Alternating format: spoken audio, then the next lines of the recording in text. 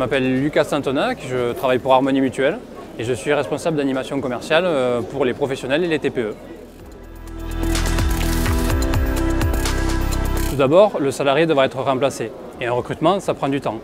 Le temps en entreprise, c'est de l'argent. Une fois le remplaçant recruté, il faudra le former plus ou moins longtemps en fonction du poste et du profil. Les conséquences financières liées à un départ sont plus ou moins impactantes en fonction de la position du salarié qui s'en va.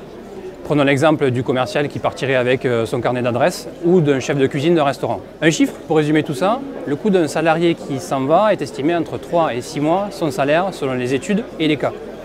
Il est donc important de privilégier dans son entreprise la fidélisation et l'engagement. L'aspect humain est important, évidemment. Plus le collaborateur est apprécié par ses collègues et son service, plus les conséquences liées à son départ vont avoir un impact sur la motivation de ce fameux service ou de l'entreprise au sens large, notamment dans les TPE et les PME. Ça peut paraître évident, mais le plus simple, c'est que les salariés se sentent bien dans leur entreprise. D'ailleurs, on entend de plus en plus parler de bien-être au travail. Parmi les salariés qui restent fidèles, seuls 30% citent la rémunération.